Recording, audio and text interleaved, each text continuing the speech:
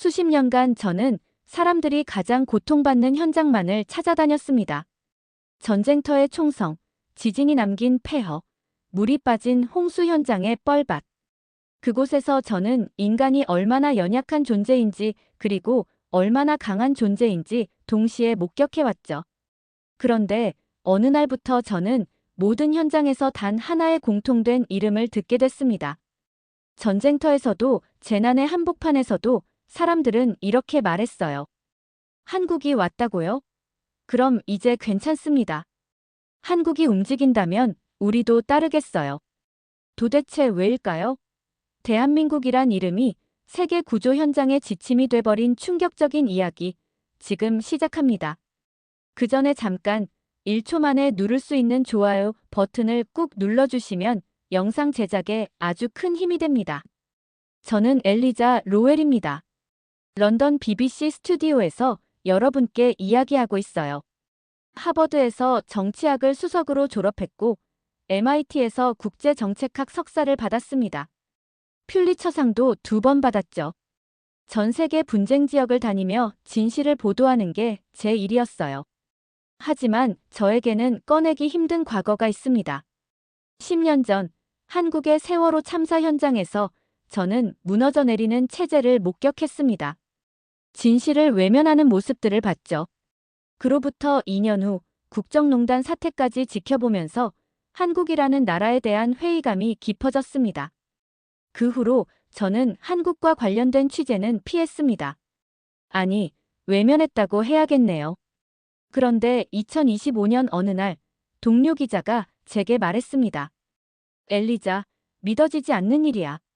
국제사회가 모두 철수한 그 재난 지역에 유일하게 남은 구조대가 한국이래. 저는 조용히 웃었습니다. 설마 그 나라가 아직 남아있다고? 하지만 기자의 본능이 꿈틀거렸습니다. 진실을 밝혀야 한다는 생각이 들었죠. 감동적인 구조 이야기를 만들려는 게 아니었습니다. 정말 궁금했어요. 왜 그들만 남았을까? 저는 카메라를 챙기고 비행기에 올랐습니다. 런던을 떠나면서 마음 한편으로는 생각했죠. 이번에도 실망하게 될 거야. 아마 정치적인 쇼일 거다. 그런 마음으로 떠났습니다. 비행기 안에서 저는 과거를 떠올렸습니다. 세월호 현장에서 울부짖던 유가족들, 그들을 향해 플래시를 터뜨리던 기자들의 모습. 그 중에 제가 있었죠. 당시 저는 아무도 살리지 못했습니다. 그저 기록만 했을 뿐이었어요.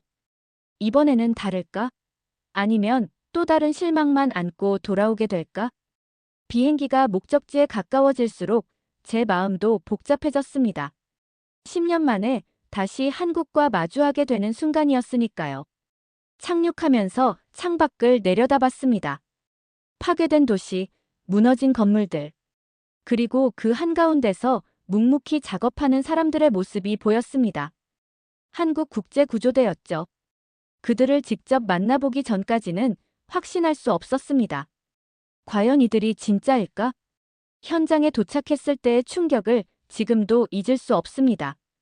파괴된 마을 한가운데서 한국 구조대가 조용히 작업하고 있었어요. 다른 나라 구조대는 모두 떠났는데 말이죠. 첫 만남은 정우석 대장과였습니다. 전직 해군 특수구조대원 출신이라고 하더군요. 그의 첫인상은 과묵하면서도 단단해 보였습니다. 저는 곧바로 카메라를 켜고 질문했죠. 대장님, 한국 정부의 지시로 여기 남으신 건가요? 정우석 대장은 고개를 저었습니다. 아닙니다. 우린 정부가 아니라 사람을 구하러 왔어요. 그 말이 저에게는 의외였습니다. 정부 지시가 아니라고. 그럼 왜 남았다는 거죠? 저는 더 파고들어 봤습니다. 그럼 누구의 명령으로? 명령이 아닙니다. 선택이죠. 정우석 대장의 눈빛이 흔들리지 않았어요. 그때 옆에서 조용한 목소리가 들렸습니다. 한나 대원이었죠. 그녀는 북한 이탈 주민 출신이라고 나중에 알게 됐습니다. 한나 대원은 말수가 많지 않았어요. 하지만 그녀의 눈빛에는 깊은 사명감이 있었습니다. 무언가를 증명하려는 듯한 그런 간절함이 느껴졌죠. 저는 며칠 동안 그들을 따라다녔습니다. 무너진 건물 속에서 시체를 수습하는 모습, 아이들을 구조하는 장면, 맨손으로 잔해를 파내는 모습까지. 모든 언론이 떠난 현장에서 그들만 소리 없이 일하고 있었어요. 이상했습니다. 카메라도 없고 기자도 없는데 왜 저렇게 열심히 할까? 보여주려는 대상도 없는데 말이에요. 점점 혼란스러워졌습니다. 이런 구조는 국가의 지시로 움직이는 게 아니야. 저는 혼잣말로 중얼거렸습니다. 그런데 왜 그들은 남았을까? 정우석 대장에게 다시 물어봤습니다. 정말 솔직히 말씀해 주세요. 왜 남으신 거예요? 그는 잠시 멈춰서서 저를 바라봤습니다. 기자님, 여기 아직 사람이 있거든요. 그게 답입니다. 그 순간 저는 뭔가 다른 걸 느꼈습니다. 이들의 움직임에는 계산이 없었어요. 정치적 목적도 홍보 효과도 고려하지 않는 것 같았습니다. 그냥 사람이 있으니까 구하는 거였죠. 그날은 제가 평생 잊지 못할 날입니다. 무너진 학교 터전에서 밤샘 구조작전이 벌어졌어요. 정보에 따르면 잔해 속에 아직 생존자가 있을 가능성이 있다고 했습니다. 밤 10시가 넘어서까지 작업이 계속됐습니다. 저는 카메라를 들고 그 모습을 기록했죠. 그런데 갑자기 정우석 대장이 소리쳤어요. 여기 아이가 있다. 모두가 달려들었습니다. 7살 정도 되어 보이는 남자아이였어요. 하지만 의식이 없었습니다. 맥박도 거의 느껴지지 않았죠. 정우석 대장은 한치 망설임도 없이 심폐소생술을 시작했습니다. 하나, 둘, 셋. 그의 손이 아이의 가슴을 규칙적으로 눌렀어요. 땀이 비오듯 흘러내렸지만 멈추지 않았습니다. 한나 대원은 아이의 손을 잡고 있었어요. 그녀가 조용히 중얼거리는 소리가 들렸습니다. 괜찮아, 괜찮아. 북한 사투리였죠. 그 순간 한나 대원의 과거가 궁금해졌습니다. 5분이 지났습니다. 10분이 지났어요. 아무 반응이 없었습니다. 다른 대원들의 표정이 어두워졌죠. 하지만 정우석 대장은 포기하지 않았어요. 한 번 더, 한 번 더만. 그때였습니다. 아이가 미약하게 기침을 했어요. 그리고 천천히 눈을 떴습니다. 현장에 있던 모든 사람이 탄성을 질렀죠. 저는 그 순간 카메라를 들고 있었습니다. 완벽한 장면이었어요. 생명을 살리는 감동적인 순간 말이죠. 하지만 어느 순간 제 손에서 카메라가 내려갔습니다. 왜 그랬을까요? 갑자기 2014년 인천 해역이 떠올랐거든요. 세월호 유가족들을 향해 플래시를 터뜨리던 제 모습이 겹쳐졌습니다. 그때 저는 아무도 살리지 못했어요. 그냥 기록만 했을 뿐이었죠. 그런데 지금 이 사람들은 정말로 생명을 구해냈습니다. 말이 아니라 행동으로요. 저는 눈물이 나는 걸 느꼈습니다. 아이가 엄마 라고 중얼거렸을 때 한나 대원도 울고 있었어요. 정우석 대장은 손등으로 땀을 닦으며 안도의 한숨을 쉬었습니다. 그 순간 저는 깨달았습니다. 나는 그때 아무도 살리지 못했다. 그런데 지금 이 사람들은 나를 구해내고 있다. 단순히 아이만 구한 게 아니라 저까지도 말이에요. 그날 밤 구조대 임시 막사에서 함께 식사를 했습니다. 간단한 통조림과 라면이 전부였지만 따뜻했어요. 저는 용기를 내서 직접적으로 물어봤습니다. 정말 궁금합니다. 한국 정부가 시킨 일인가요? 정우석 대장이 고개를 저었어요. 정부는 이미 철수 결정을 내렸죠. 하지만 여긴 아직 사람이 있습니다. 그게 우리가 남은 이유예요. 그럼 누가 비용을 대나요? 누가 책임져 주나요? 아무도 안 져줍니다. 한나 대원이 조용히 말했어요. 우리가 알아서 해야죠. 저는 놀랐습니다. 국가적 지원도 없이 개인적 비용으로 이런 일을 한다고 도저히 이해할 수 없었어요. 왜 그렇게까지 하시는 거예요? 한나 대원이 잠시 망설이더니 입을 열었습니다.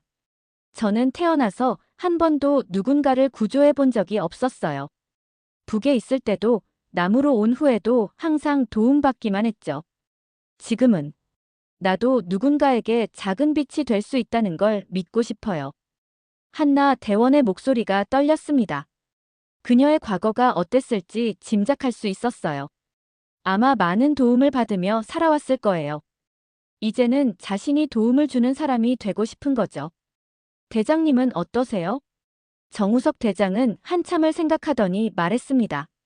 세월호 때 제가 최전선에 있었어요. 하지만 아무도 구하지 못했습니다. 그 이후로 악몽에 시달렸죠. 여기서는 다를 거라고 생각해요. 그의 목소리에 깊은 상처가 느껴졌습니다. 세월호의 트라우마를 안고 살아가는 거였어요. 그런데 다시 구조 현장에 선 이유는 뭘까? 두렵지 않으세요? 두렵죠. 하지만 더 두려운 건 아무것도 하지 않는 거예요. 저는 말없이 수첩을 덮었습니다. 처음에 생각했던 기사 제목이 떠올랐어요. 한국의 구조대, 무모한 이상주의자들. 그런데 지금은 다른 제목이 떠오릅니다. 사람을 향한 구조. 이들에게는 거창한 이유가 없었어요. 국가적 사명감도 정치적 목적도 없었습니다. 그냥 사람이 있으니까 구하는 거였죠. 그게 전부였어요. 며칠 후 충격적인 소식이 들려왔습니다. 유엔이 최종 철수 명령을 내렸다는 거예요. 위험 단계가 최고치에 달했다고 했습니다. 각국 구조대들이 하나둘씩 철수하기 시작했어요. 마지막에는 한국 구조대만 남았습니다. 정말 이상한 광경이었어요. 전 세계가 위험하다고 말하는 곳에 한국 사람들만 남아있다니 말이에요. 저에게도 마지막 항공기에 탈 기회가 있었습니다. 본사에서는 즉시 철수하라고 지시했죠. 하지만 저는 타지 않았어요. 왜 그랬을까요? 지금 생각해봐도 명확한 이유는 모르겠습니다. 아마 궁금했던 것 같아요. 정말 끝까지 남을까? 위험해지면 도망갈까? 확인하고 싶었어요. 한국 구조대는 정말 남았습니다. 위험 경고가 최고치여도 다른 나라가 모두 떠나도 말이에요. 저는 어느새 구조대의 일원이 된 것처럼 행동하고 있었습니다. 무너진 건물에 함께 들어가고 잔해를 함께 치우고 생존자를 찾아 함께 소리쳤어요. 언제부터인가 카메라보다는 삽을 더 많이 들고 있었습니다. 그러던 어느 날 현지 소년 하나와 마주쳤어요. 12살 정도 되어 보이는 아이였는데 제 카메라를 가리키더니 말했습니다. 이젠 그걸로 보지 말고 그냥 내 눈으로 봐. 아이의 말이 가슴에 박혔어요. 맞습니다. 저는 지금까지 카메라 렌즈로만 세상을 봤어요. 진짜 눈으로는 보지 못했죠. 그날부터 저는 카메라를 조금씩 내려놓기 시작했습니다. 대신 직접 참여했어요. 구조 작업에, 응급처치에, 생존자 돌봄에 말이죠. 이상했습니다. 기자로서는 실격이었지만 인간으로서는 더 충실해지는 느낌이었어요. 한국 구조대원들과 함께 있으면서 저도 조금씩 변해가고 있었습니다. 세상은 떠났지만 우리는 남았습니다. 한국 구조대와 한 명의 영국 기자가 말이에요. 일주일이 더 지났을 때 BBC 본사에서 연락이 왔습니다. 긴급 상황실과 연결된 비상통신 시스템을 통해서였어요. 엘리자, 당장 객관적인 보도를 하세요. 감정 개입 없이 팩트만 전달하라고요. 본사의 지시였습니다. 한국 구조대의 활동을 중립적으로 보도하되 감동이나 영웅담으로 포장하지 말라는 거였어요. 저는 잠시 망설였습니다. 그런데 그 순간 정우석 대장이 또 다른 생존자를 구조하는 모습이 보였어요. 이번에는 70대 할머니였습니다. 의식을 잃은 채로 3일 동안 잔해 속에 갇혀있던 분이었죠. 한나 대원이 할머니 손을 잡고 할머니, 괜찮아요. 이제 안전해요라고 말하는 모습을 봤습니다. 할머니가 천천히 눈을 뜨고 고맙다. 아가야라고 속삭였어요. 그 순간 저는 결정했습니다. 언론인이 아닌 인간으로 말이에요. 저는 스스로 중계 버튼을 눌렀습니다. BBC 본사의 허락도 받지 않고 전 세계를 향해 생중계를 시작했어요. 시청자 여러분, 저는 지금 재난 현장에서 말씀드리고 있습니다. 이곳에 조용한 영웅들이 있습니다. 목소리가 떨렸지만 계속했어요. 그들은 국기를 들지 않습니다. 슬로건도 외치지 않아요. 언론의 주목도 받지 않습니다. 하지만 그들이 하는 일은 우리 모두가 잊고 있던 인간의 존엄을 다시 떠오르게 합니다. 본사에서 중계를 중단하라는 신호가 왔지만 무시했어요. 한국이라는 나라의 구조대가 여기 홀로 남아 있습니다. 정부 지시도 아니고 정치적 목적도 아니에요. 그냥 사람이 있으니까 구하는 겁니다. 그게 전부예요. 카메라를 정우석 대장에게 돌렸습니다. 그는 여전히 잔해를 파내고 있었어요. 저는 지금까지 객관적인 보도를 해왔습니다. 하지만 오늘은 편향되기로 결심했어요. 인간의 편에 서기로 했습니다. 그 방송은 SNS를 통해 실시간으로 확산됐습니다. 한국 구조대가 전 세계인의 눈에 띄기 시작했어요. 수십만 명이 실시간으로 시청했습니다. 댓글들이 쏟아졌어요. 저 구조대원들이 진짜 영웅이다. 한국이라는 나라를 다시 보게 됐다. 감동받았다. 저는 그제야 알았습니다. 진짜 저널리즘이 무엇인지 말이에요. 2주 후 구조 작업이 마무리됐습니다. 더 이상 생존자가 없다는 게 확인됐어요. 한국 구조대도 이제 돌아갈 때가 됐습니다. 인천공항 도착 로비에는 환영식도 없었고 꽃다발도 없었어요. 정부 관계자들도 나오지 않았습니다. 조용한 귀국이었죠. 하지만 공항에는 수많은 시민들이 기다리고 있었습니다. 제가 중계했던 방송을 본 사람들이었어요. 그들 중에는 구조받았던 현지 소년이 그린 그림을 들고 있는 사람도 있었습니다. 고맙습니다. 돌아와 주셔서라는 조용한 손팻말들이 보였어요. 자랑스럽습니다라는 현수막도 있었고요. 정우석 대장과 한나 대원, 그리고 다른 팀원들이 공항문을 나섰을 때 박수가 터져 나왔습니다. 큰 환호는 아니었지만 진심이 담긴 박수였어요. 정우석 대장은 어색해했습니다. 원래 말이 많지 않은 분이라 인터뷰 요청들을 모두 정중히 거절했어요. 한나 대원도 마찬가지였습니다. 우린 특별한 일을 한 게 아니에요. 당연한 일을 했을 뿐입니다. 정우석 대장의 말이었습니다. 그 말을 들으며 저는 또 한 번 감동받았어요. 정말 이들에게는 영웅 의식이 없었어요. 그냥 해야 할 일을 했을 뿐이라고 생각하는 거죠. 저는 그 모습을 보며 사진을 찍지 않았습니다. 대신 조용히 지켜봤어요. 카메라는 내려놓고 싶었거든요. 오늘은 제 눈으로 보고 싶었습니다. 시민들의 박수 소리가 공항 로비에 울려 퍼졌습니다. 그 소리는 단순한 환영이 아니었어요. 고마움이었고 자부심이었고 희망이었습니다. 한국이라는 나라에 대한 저의 생각이 완전히 바뀐 순간이었어요. 10년 전의 실망감은 온데간데 없었습니다. 대신 존경심이 생겼죠. 구조대원들이 각자의 집으로 돌아갈 때까지 저는 지켜봤습니다. 평범한 사람들이 돌아가는 모습이었어요. 하지만 그들이 해낸 일은 결코 평범하지 않았습니다. 6개월 후 저는 TED 강연 무대에 섰습니다. 전 세계 관객들 앞에서 한국 구조대 이야기를 하게 됐어요. 처음에는 담담하게 시작했습니다. 저는 30년간 기자로 살아왔습니다. 진실을 쫓는 게 제 일이었어요. 하지만 작년 한 재난 현장에서 저는 진실보다 더 중요한 것을 발견했습니다. 스크린에 당시 구조 현장 영상이 나왔어요. 정우석 대장이 아이에게 심폐소생술을 하는 장면, 한나 대원이 할머니 손을 잡고 있는 모습, 시민들이 공항에서 박수치는 장면들이 흘러나왔습니다. 그것은 인간의 존엄이었습니다. 목소리가 떨리기 시작했어요.